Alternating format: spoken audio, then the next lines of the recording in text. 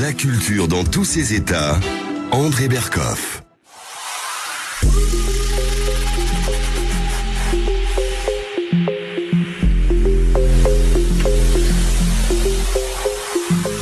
Et oui, ce rap de Justina André Berkoff, une artiste iranienne réputée pour ses textes féministes et engagés, ouvre un film iranien, puissant, sorti hier au cinéma. André Berkoff, ce film, c'est Tatami.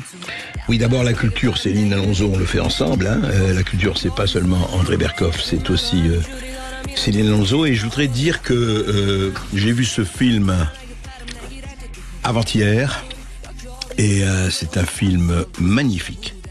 Il sort en France et il faut le voir. Quand je dis il faut le voir, c'est-à-dire que c'est un film qui n'est pas seulement admirablement réalisé, admirablement rythmé, mais c'est un film sur la liberté.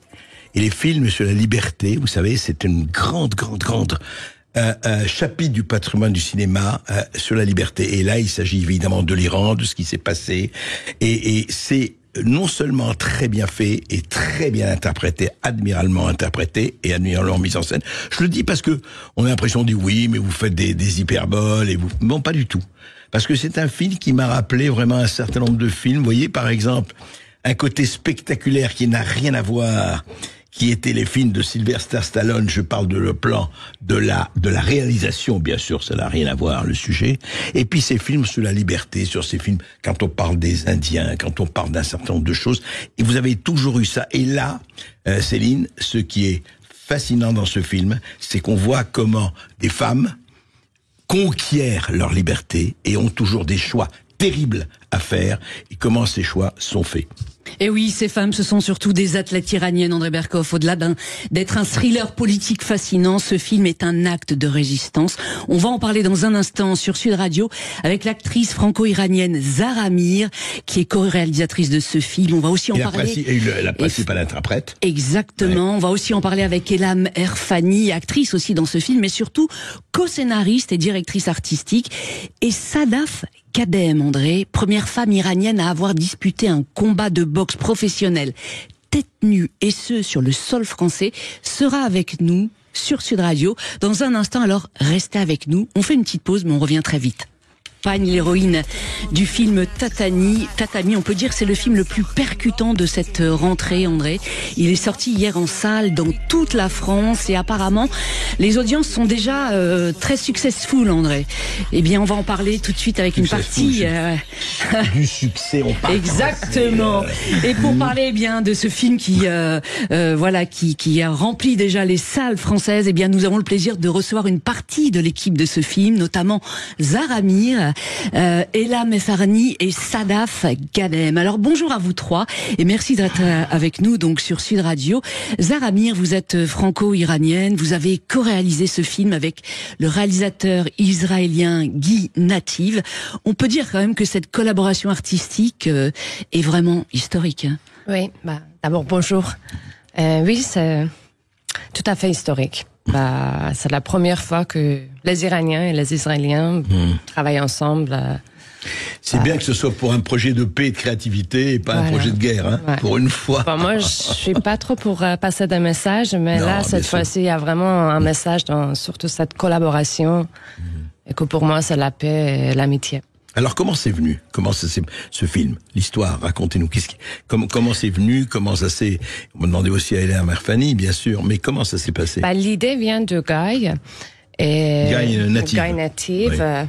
Et Guy, il a eu Oscar pour un court-métrage qui s'appelle Skin. Il est un réalisateur formidable. Il trouve cette...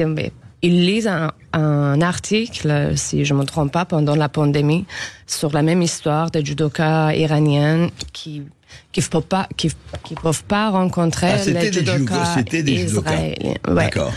Oui, parce que le judo, c'est fort en Iran, en Israël aussi. Du coup, c'est, la plupart du temps, ils se rencontrent dans les Jeux olympiques ou les championnats du monde. D'accord.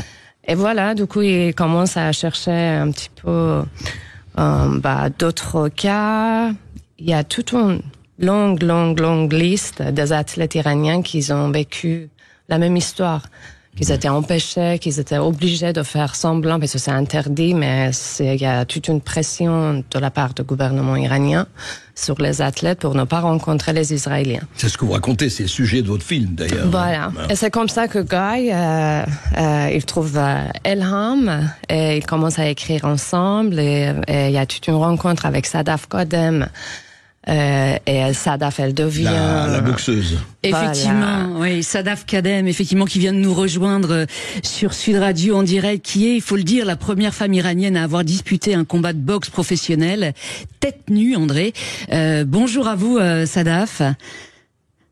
Bonjour à toutes et à tous. Je suis très ravie que je suis là. Je m'excuse que je fasse en distanciel. Désolée, j'ai un travail avec assez de responsabilités, mais je suis très ravie que je suis là et merci pour votre invitation. Et oui, alors votre destin, on peut le dire, votre destin a vraiment basculé. C'était le 13 avril 2019, c'est ce jour-là à Royan, en Charente-Maritime. Eh bien, pour la première fois de votre vie, vous montez sur un ring. Vous veniez d'Iran. En Iran, ce rêve, vous ne pouviez pas le réaliser. Racontez-nous. En fait, moi, je suis venue en France grâce à Monsieur Moshipour. Moi, en Iran, j'étais basketteuse. Pendant 10 ans, je faisais le basket. Et en 2016, j'ai décidé de laisser le boxe. J'ai découvert la boxe. Mais malheureusement, en Iran, fédération de boxe pour les femmes, ça n'existe pas. C'est pourquoi, 3 ans, j'ai cherché dans les autres pays que quelqu'un qui peut organiser un combat.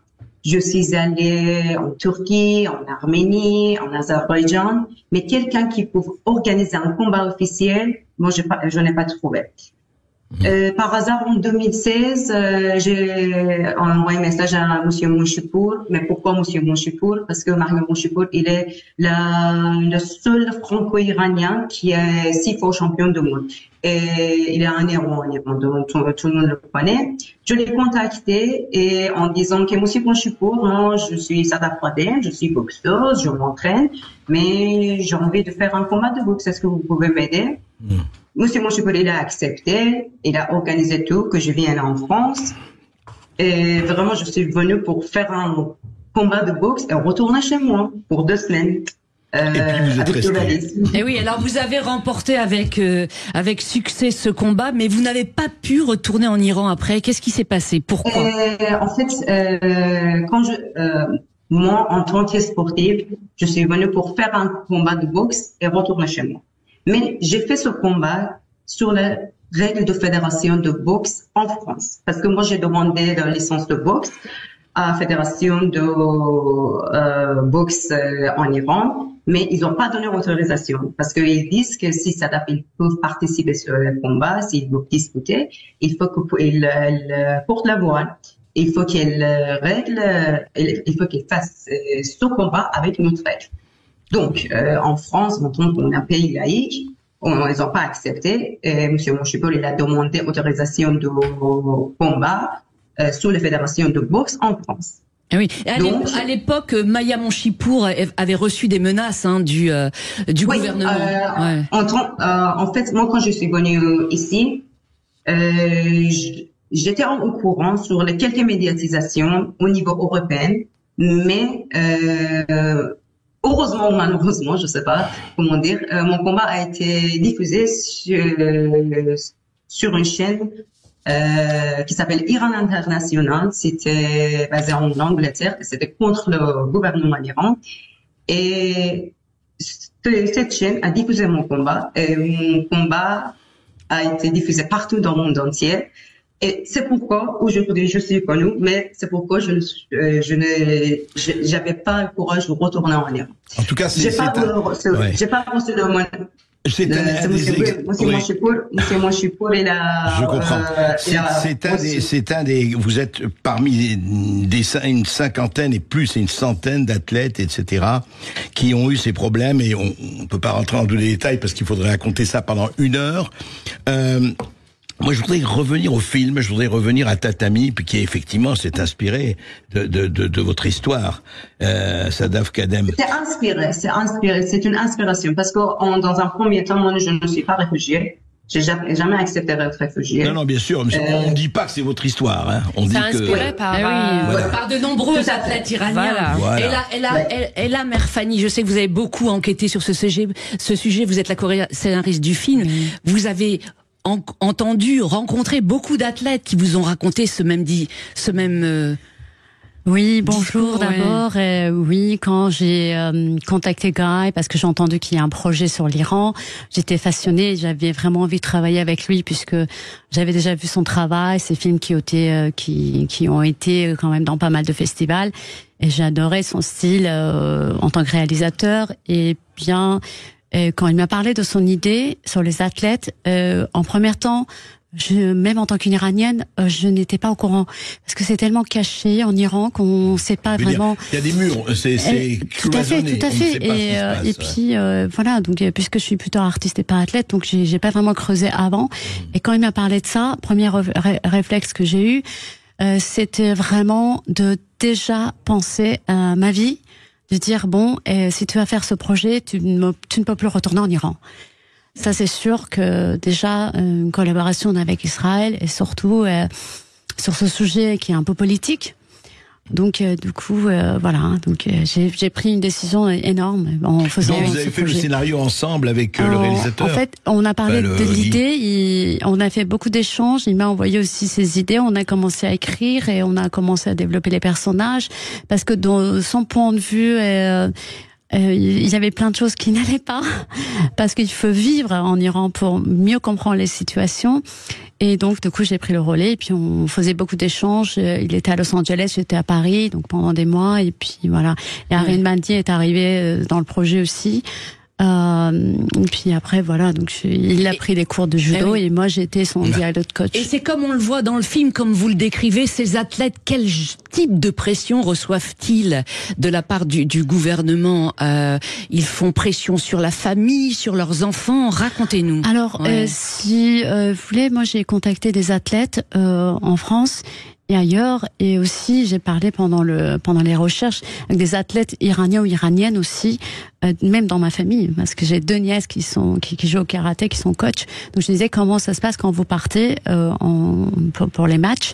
Et donc j'ai vraiment creusé les détails pour mieux comprendre. Et l'oppression c'est assez énorme, et surtout vous voyez c'est un sorte de frustration parce qu'ils travaillent pendant des années pour avoir le médaille, et une fois ils disent que voilà, dès qu'on arrive, si on se trouve dans les mêmes situations, on ne sait pas comment il faut réagir, vous savez.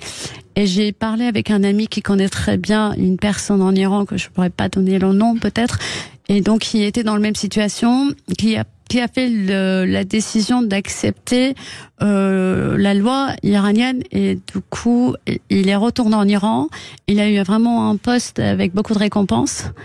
Et du coup voilà, donc c'était vraiment la réalité. C'est vraiment inspiré par des vraies histoires. Et oui, Zahra Mir, ce film, donc vous l'avez écrit effectivement avant la révolte des femmes. Racontez-nous. La révolte des femmes en Iran. En Iran, bien sûr. Ouais. Oui, bien sûr, c'était écrit avant, mais puis on s'est retrouvés sur le plateau 2 mois après la mort de Omar Jinan Amini. Qui a fait toute une révolution qui continue toujours depuis 2 ans, et c'était assez étrange. Bon, on avait l'impression qu'on est en train de faire un film révolutionnaire. Nous aussi, on se réveille tous les jours avec les images, en voyant des images qui sortaient d'Iran. Ah oui, c'était en même temps, quoi. Oui, bon, ce qui est intéressant pour moi, parce que moi, quand j'ai reçu ce projet, tout a commencé pour moi avec ce rôle de Mariam, et puis Guy m'a proposé de le co-réaliser ensemble, et on a beaucoup travaillé sur le scénario ensemble avec Elham et Guy. Et moi, dès le début, pour moi, ce film, c'était une confrontation de 2 générations. Ce coach. Quelle génération, alors, et justement. voilà, la judokate. Et ce qu'on voit aujourd'hui dans ce film, c'est 2 générations. Une génération jeunesse déterminée, et une génération, plutôt ma génération, qui est frustrée, et qui a vécu pas mal de traumas, qui est frustrée, et qui... Oui, on sent, c'est une génération comme la coach, enfin, personnage que vous interprétez magnifiquement d'ailleurs, qui dit oui, mais qu'est-ce qu'on peut faire? On peut pas, voilà. On a vécu avec, je pense que ma génération, nous, on a grandi avec une sorte de peur on était obligé de mentir tout le temps. Et c'est ce qui se passe à Mariam, la coach, dans cette histoire. Et elle a vécu pendant 10 ans avec une sorte de trahison envers elle-même. Elle a menti à tout le monde parce qu'elle a vécu la même histoire que Leïla, elle va vivre aujourd'hui. Elle était obligée de sortir des jeux, faire semblant qu'elle est blessée, pour ne pas rencontrer l'Israélienne, mais alors qu'elle était à 2 pas de médaille. Et cette regret pendant des années. Alors que judo, vous savez, judo, ce qui est intéressant est que c'est un art japonais, c'est vraiment une pensée, une philosophie, ça parle du respect. Il n'y a pas de violence, voilà. C'est une forme, c'est une attitude, c'est un principe de vie. Et Mariam, c'est la raison pour laquelle vous avez choisi ce sport dans ce film et non pas la boxe, par exemple. Oui, esthétiquement aussi, c'était. Exactement, parce qu'il n'y a pas de violence. On peut pas aller jusqu'au bout. Ça devient comme une chorégraphie et ça nous permettait de... Oui, même du point de vue esthétique. Voilà. C'est ça. Juste un mot avant de repasser la parole à Saka, justement sur la boxe. Juste un mot. Est-ce que, par la question à vous deux, vous dites la génération, effectivement, le choc des générations. Mais la génération actuelle, celle de Husseini, celle de Leïla, est-ce que vraiment elle n'a plus peur ? Parce que c'est pas facile, hein. Je veux dire, nous on voit ça de loin, on est en France, c'est quand même pas du tout la même situation et on se dit, nous c'est plutôt confortable. Pareil pour moi, je vis en France. Après, je fais pas partie de cette génération, mais ce que je sens, j'ai des amis qui ont des enfants de cet âge et ce que je ressens est qu'ils ont rien à perdre, surtout les femmes. Il y avait autant de pression toutes ces années-là et elles ont rien à perdre. Elles veulent leur liberté. Moi, je dis, peut-être pas, on peut pas généraliser, mais pour moi, ma génération était plutôt une génération, on voulait être un tel.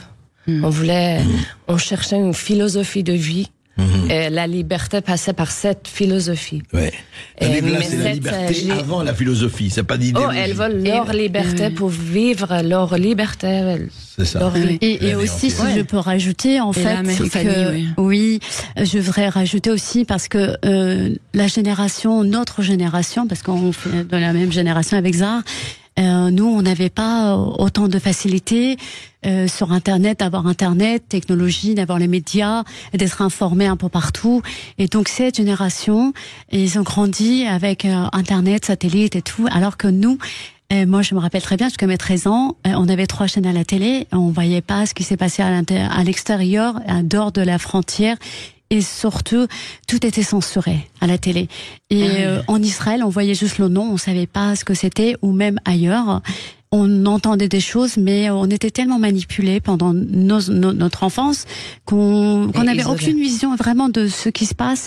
Et on arrivait de VHS et satellite et tout, on a commencé à comprendre qu'en fait, les femmes à l'extérieur, ils ont une vie et elles peuvent s'habiller comme elles désirent, elles peuvent désirer, elles sont pas obligées de porter de voile, alors que nous, à partir de nos 6 ans, on était obligés de porter de voile.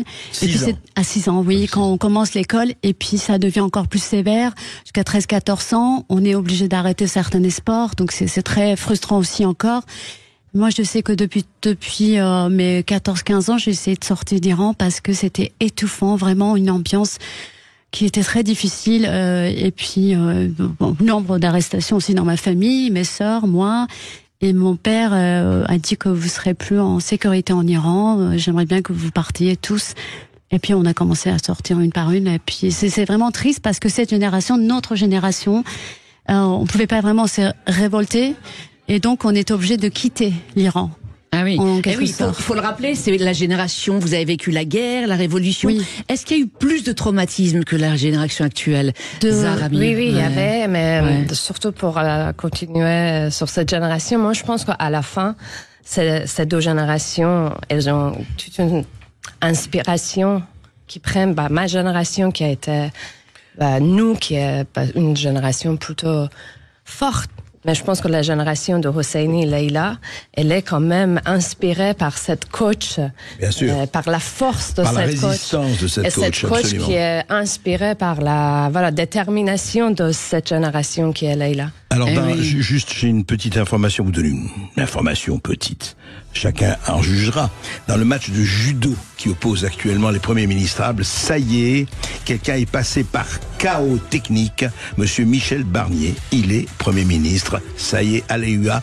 Abemous, Premier ministre-âme, la fumée blanche est sortie. Sud Radio, tous ces États, André Berkoff, Céline Alonso. C'est le film qui est intéressant.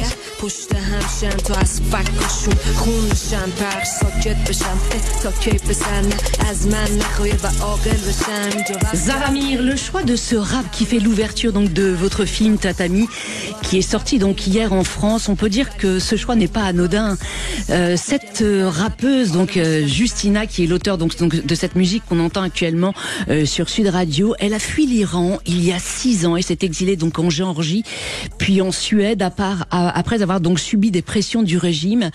Cette musique en Iran, elle est considérée comme décadente, vulgaire, sataniste. C'est ce que j'ai lu dans différentes interviews. Non, c'est rap, c'est le rap comme partout. C'est en Iran, enfin, on peut l'entendre, il n'y a pas de problème. Le problème est que les femmes, elles n'ont pas le droit de chanter. Du coup, on ne peut pas entendre la voix de femmes. Ah oui, c'est ça. Oui, c'est pas le rap qui est combattu. Mais le rap, de toute façon, il y a une caractéristique de la musique de rap qui est une musique qui est quelque chose de résistant. Il y a beaucoup de critiques dans le texte, dans le lyrique. Bien sûr, bien sûr. Et ça fait partie de son caractère. Partie de la culture. Bon, on sait bien, il y a des rapports en prison aujourd'hui parce qu'ils ont critiqué le gouvernement. Oui, Toumaj Saleh. Voilà. Ouais, et Justina, elle fait partie de cette première génération de rappeuses. Et puis elle est partie parce qu'elle pourrait pas. Bien sûr. Et oui, elle s'est exilée, effectivement. On lui a dit, vous êtes une femme, vous n'avez pas le droit de chanter, effectivement. Voilà. Sadaf Gadem, qui est à nouveau en direct avec nous. Zaramir, vous vouliez échanger avec elle à propos de Tatami, effectivement. Je voulais parler un petit peu parce qu'après Elham, moi j'ai jamais rencontré Sadaf, mais moi non plus. Moi non plus. Mais surtout j'ai parlé avec Vahid Sarla, qui est le coach de l'équipe de réfugiés de judo. Parce que ça fait des années, là, maintenant, on a bien vu pendant le JO à Paris qu'il y a toute une famille réfugiée qui sont là. Bon, Sadaf, elle fait pas partie des réfugiés, mais en même temps, j'aimerais bien qu'elle parle un peu de ce problème, parce que j'étais quand même en contact pendant 1 an avec cette équipe et je voyais à quel point ils sont toujours pour des problèmes de papier. Pour participer dans les compétitions d'autres pays. Ils se retrouvent bloqués dans l'aéroport et partout. J'aimerais bien que Sadaf parle un petit peu quand même de cette vie après cette liberté qu'on gagne ailleurs pour continuer nos carrières, parce que je vois bien que c'est pas facile et c'est lié à notre film. Pourquoi? Parce que ces 2 femmes, finalement, elles décident de partir, mais on ne sait pas si leur vie, ça va être coloré ou pas. Et oui, merci pour donner l'opportunité que je dise la vérité. En fait, depuis 2019, moi j'ai continué mes compétitions en France, mais aujourd'hui j'ai 21 combats sans championnat. Parce que en tant que je suis iranienne, j'ai pas le droit de participer dans les championnats de France. Donc, automatiquement, je ne peux pas montrer c'est quoi mon niveau, le niveau vrai. Vous avez la nationalité française ou pas? J'ai demandé la naturalisation l'année dernière parce que moi je suis venue en France en avril 2019. Et maintenant, avril cette année, ça fait 5 ans que je vis en France et j'ai demandé la nationalité, j'attends la réponse. Et même cette année, si je n'ai pas de nationalité, encore je perds un. Ça, c'est une chose. Après, ça, quand vous ne pouvez pas montrer votre niveau, vous pouvez pas progresser. Ça reste au niveau du régional. Donc, je toujours dois plus travailler, plus pour montrer que moi je suis là, j'existe, je suis encore là, je continue. Et vous vous battez, c'est le plus important. Moi je voudrais savoir, Ilham Erfani, vous n'avez pas rencontré, effectivement, Salam, vous avez rencontré un certain nombre d'athlètes. Au fond, comment aujourd'hui, en Iran, est-ce qu'il y a contact entre les exilés, quel que soit d'ailleurs leur métier ou leurs occupations, et l'Iran? Comment ça se passe aujourd'hui? Alors, si vous voulez, en plein de recherche, moi j'ai parlé avec beaucoup d'exilés à Paris, parce que à un moment donné dans les scènes, il y a le mari qui quitte l'Iran avec son enfant, qui va passer par les montagnes, qui est vraiment un chemin très difficile. Beaucoup le font? Oui, beaucoup. Et c'est vraiment un chemin hyper compliqué. Même notre réalisateur qui a fait le dernier film à Cannes aussi, il est passé par les montagnes. Et donc, j'ai entendu des choses, des témoignages, mais vraiment très touchants. Et des gens qui partent aussi en famille avec des enfants, avec beaucoup d'enfants, et qui passent la nuit dans les montagnes. Il faut pas avoir le téléphone portable, aucun contact, pas de lumière, de marcher dans le noir. Il y a vraiment un combat. Et on vit un combat. Moi, en tant qu'une femme iranienne, les autres aussi, toutes les femmes iraniennes. Je pense que on est né et puis on s'habitue au stress de régime. Et au fur et à mesure, on commence à devenir des battantes. On devient des combattants, et même moi, ça fait 18 ans que je suis à Paris. J'ai toujours mes racines. Je suis très fière d'être iranienne avant tout, et c'est un film qui quand même, qui est aussi, on va dire, qui raconte un peu une partie de la réalité, mais pas tout à fait. Non, bien sûr, il s'agit pas de... Oui, mais quand même, vous voyez l'intensité dans le tournage, parce que pendant le tournage, à part la révolution iranienne qui était en même temps, il y avait aussi notre proximité entre Géorgie et l'Iran. C'était 2 heures. On s'est senti vraiment menacé à un moment donné. Et oui, parce qu'il faut le préciser, vous avez tourné en Géorgie, effectivement. En Géorgie, avec une boîte de production, Sarkey Productions, qui était très efficace, et surtout un département d'art aussi, qui était à distance avec moi pendant 6 mois. Oui, mais bon, c'est à 2 heures de Téhéran, à 2 heures de Tel Aviv. De Tel Aviv, et puis c'était vraiment très... Et surtout, vous voyez, pour ces gens-là, des étrangers qui étaient sur le tournage, des Géorgiens aussi, c'était hallucinant cette histoire, mais tout le monde est rentré dans l'histoire de film, tout le monde était touché, donc on sent vraiment que tous les acteurs et actrices, et surtout Zar et Ariane Bandi, elles étaient très complices, et puis elles se sont senties tout de suite vraiment dans des relations coach et judoka, et elle a apporté beaucoup de choses quand même. Ariane aussi, surtout. Ariane Bandi, effectivement, il faut saluer sa prestation. Oui, André, c'est l'héroïne donc du film. Elle est vraiment sur les 2 héroïnes bluffante. Avec héroïne, effectivement, Zar qui est sa coach. Mais c'est cette rencontre, moi, ça m'a fasciné.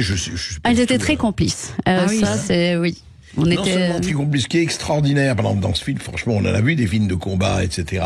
C'est comment elle lui dit tout le temps, vas-y, mets ça, faut laver l'arbre, sur toi, la main derrière le dos. Tout ça. Ariane, elle est formidable, elle vient de la boxe, mais elle connaissait pas le judo.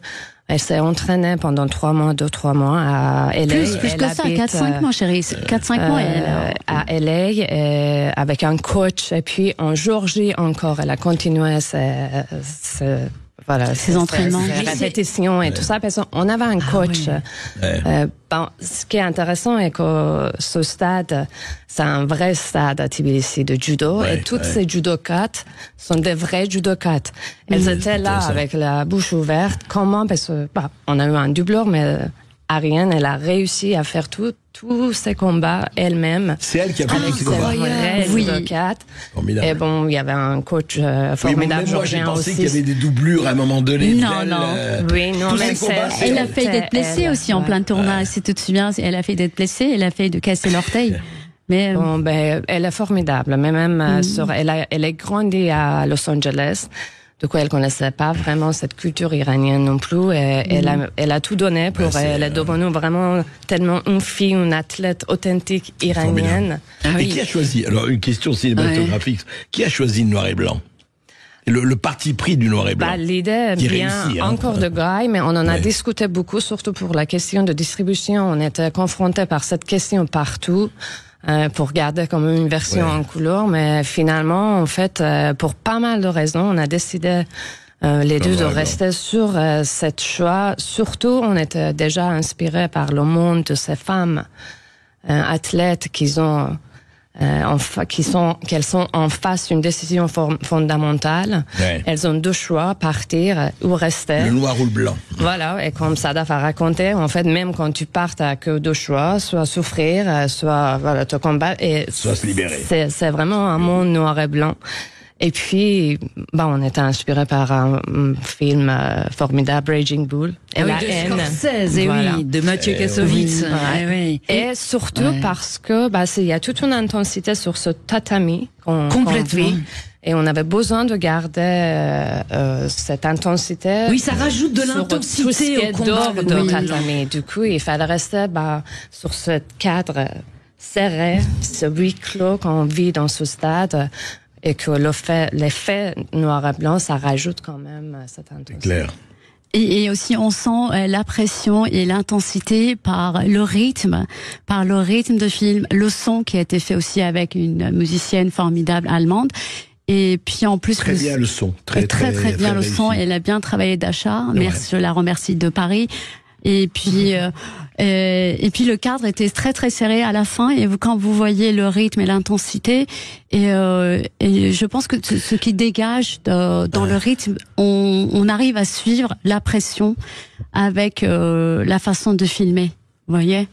Moi, alors je vais quand même parce qu'on a adoré le film. Hein. Moi, j'ai un bémol personnellement, c'est un avis strictement personnel à la fin. Où on dit, oui, vous voyez, la dictature, la liberté, etc. Vous l'avez très bien expliqué dans le film. Vous savez, le discours de la fin. Je trouvais qu'on a très très bien compris, vous l'avez très bien exprimé. C'est un petit bémol, hein. Ça n'enlève absolument rien au film. Oui, mais en même temps, c'est une belle signature de fin de film pour rappeler le contexte, effectivement. La morale de l'histoire. Oui, exactement. Mais je veux dire, on avait compris, parce que c'est très très bien fait dans le film. Ça. Ah oui, non, franchement, chers auditeurs, ce film est sorti hier. Nous, avec André, on vous conseille, courez dans les salles cet après-midi, ce soir, demain, et rappelez-nous en direct sur Sud Radio. Vous pouvez même nous joindre maintenant, nous sommes donc en direct. Appelez-nous au 0826 300 300. Et si vous l'avez vu hier, ce film, venez échanger avec nous tout de suite avec Zahra Amir et Elam Erfani sur ce film. On vous attend, 0826 300 300.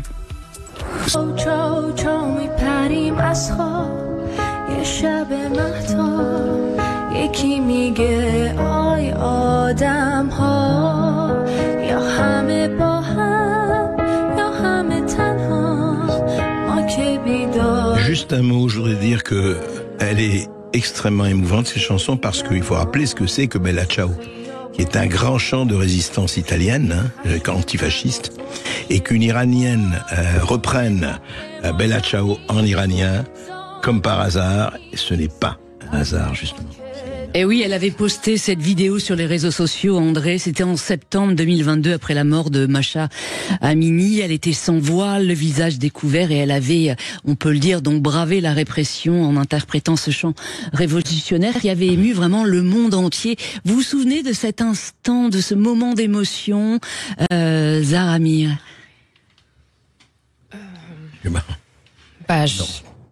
Je me rappelle de tous les jours de oui. Cette année. Quotidien, ça.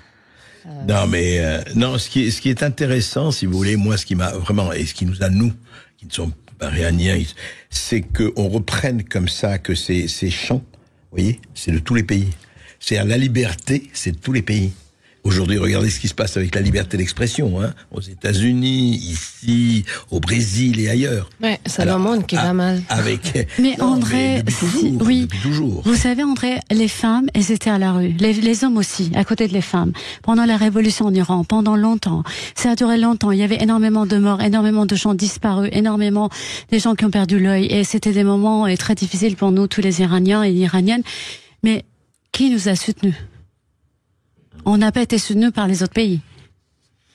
Qui soutient qui quand il y a des massacres? Et vous vous posez une question, hélas, qui est insolvable. Mais, vous savez ce qui vous soutient? Enfin, c'est facile à dire ici, dans un studio de radio.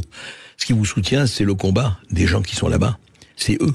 Ce sont eux les héros. Je veux dire, à chaque fois, dans tous les pays, qui sauvent? Après, il y a des gens qui viennent. Mais en attendant, voilà. Et puis vous, excusez-moi, sans faire de... Vous, en montrant ce film, en faisant ce film, eh bien, vous contribuez à montrer que la liberté est là. C'est très intéressant, c'est Antigone et Créon, ce qui se passe entre Leïla et la coach. Oui. C'est qu'à la coach qui dit, attends, mais moi aussi, ça me révolte, qu'est-ce que tu veux? D'ailleurs, elle dit à monsieur, au guide, pas au guide suprême, mais au bureaucrate iranien, enfin... Vous savez, il y a des dialogues qui sont très durs entre Leïla et Mariam. Pour moi, les deux sont des héroïnes. Oui. Même si Mariam a fait une décision il y avait des années, et elle se trouve dans la même situation. Et puis, l'effet qu'elle rejoint Leïla à la fin du film, pour moi, c'est qu'elle a gagné toutes ces années perdues. Spoil pas. Oui, c'est vrai, excuse-moi. Mais je suis tellement sous l'émotion parce que je trouve que quand j'ai accepté de prendre ce risque de faire ce film, donc je dis, t'es qu'une seule voix, une vie. Mais personne n'a une seule voix. Oui, mais quand même, j'ai qu'une vie, mais pour défendre beaucoup de vies. Mais vous-même, donc Zaramir, vous êtes arrivé en France en 2008, c'était à l'âge de 15 ans. Depuis, donc vous vivez en France aujourd'hui. 25. 26. Ah oui. Pas 15. Pardon, 25. Oh, merci. Aujourd'hui, comment vous les vivez? faites pas. Comment vous vivez aujourd'hui, effectivement, le fait de ne pas pouvoir retourner, comme vous venez de le dire, et là, dans votre pays? Je te laisse la parole. Moi, j'ai pris cette occasion. Cet exil forcé pour moi était plutôt considéré comme une chance. Bien sûr. J'étais jamais homesick. Il me manque pas, comme je pleure pas. Pour l'Iran est avec moi. Moi, je me sens beaucoup plus iranienne en France. En fait, plus en plus, je deviens française. Plus en plus, je suis iranienne. Donc, ces racines sont là, l'Iran est avec moi. J'ai pas de maison, ma maison, c'est moi. Et c'est ma philosophie. Mais, puis, je pense que, j'étais jamais quelqu'un qui dit, OK, il y a plus d'Iran. Et moi, j'étais beaucoup plus, j'ai toujours pensé, j'ai une responsabilité. J'aime mon engagement. Et il y a toute une partie de mon engagement, sur l'Iran, assez concentré sur l'Iran, sur cette région. J'ai ma boîte de production aujourd'hui. Je suis assez concentrée sur tout ce qui se passe dans cette région, pas que l'Iran. Et voilà. Et je pense que c'est comme ça que je profite d'être là, pouvoir raconter les histoires non dites. C'est un grand écrivain français qui dit que c'est par le particulier qu'on atteint l'universel. C'est en parlant de soi qu'on atteint le monde entier. Je crois qu'on a un auditeur. Oui, nous avons un auditeur, Hugo, qui vient de nous rejoindre au studio au standard de Sud Radio.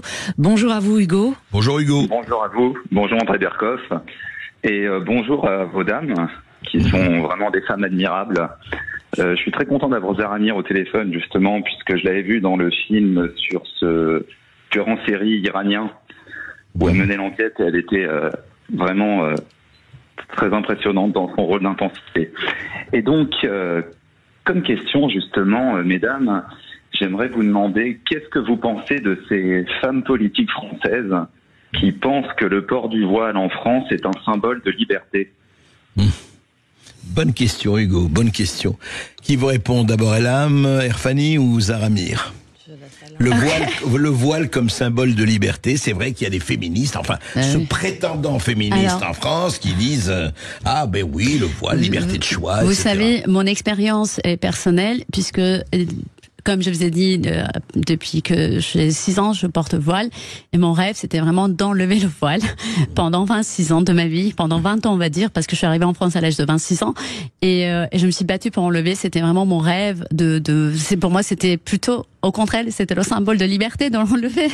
Et je me suis battue pour partir parce que même, ne serait-ce que demander le visa, j'ai attendu 1 an et j'ai été refusée 3 fois le tampon rouge. En dessous de 30 ans, une femme célibataire ne peut pas sortir d'Iran. Pour moi, c'était vraiment une révolution de pouvoir quitter. Bien sûr, bien sûr. Peut pas sortir d'Iran. C'est très compliqué. Et puis je suis venue en tant qu'étudiante dans la mode et j'ai commencé à créer. J'ai vécu au travers de création de mes collections pendant des années que j'ai vécu ma liberté. Donc le voile ne fait pas partie de mes collections, mais je respecte tout le monde parce que je pense que dans un pays comme la France, il faut respecter aussi l'opinion des autres. Donc, mais il faut vivre en paix tous ensemble en respectant toutes les religions. Et ensuite, voilà, c'était première ouverture. Maintenant, ouverture de cinéma. Je pense que il faut respecter, mais il faut pas non plus exagérer, parce que je dis quand même que avec tout ce qui se passe en Iran, que les femmes quand même se battent parce que là-bas en Iran, porter de voile, c'est plutôt un symbole de soumission. Donc oui. Mais ce qui est beau en même temps en Iran, ce que je vois depuis 2 ans, est que ces femmes qui sont allées dans les rues d'Iran pour se manifester, on peut voir, il y a des femmes voilées. Et il y a des femmes c'est beau, sans voile. C'est vrai. Et moi, vous voulez dire que les femmes voilées sont allées manifester pour la liberté de se voiler ou pas. Voilà, du coup, moi je pense que c'est bien que chacun décide pour elle-même. C'est ça, en fait, on a droit de... C'est pour ça qu'on se bat. Oui. Et vous, Zahra Amir, il faut l'expliquer pour les auditeurs de Sud Radio, parce que votre histoire, pourquoi vous avez fui l'Iran, vous avez dû partir du jour au lendemain pour échapper, il faut le dire, à une condamnation qui vous interdisait toute activité artistique pendant 10 ans, et vous avez aussi, pour échapper aussi à une peine de 90 coups de fouet. À l'origine, qu'est-ce qui s'était passé pour vous? Moi, j'ai pas trop envie de répéter cette histoire parce que ça est une longue histoire. Ouais. En 2 mots. Mais j'avais des problèmes, je pourrais plus travailler. Puis j'étais forcée de partir. J'aime pas trop ce mot fuir parce que c'est un peu, ça donne l'impression si j'étais en train de courir. Mais non, je suis restée, j'ai défendu ma vie et ma carrière pour 1 an, et puis j'avais pas de choix, et voilà, cet exil, c'est vraiment forcé. Et voilà, et comme beaucoup d'autres femmes en fait.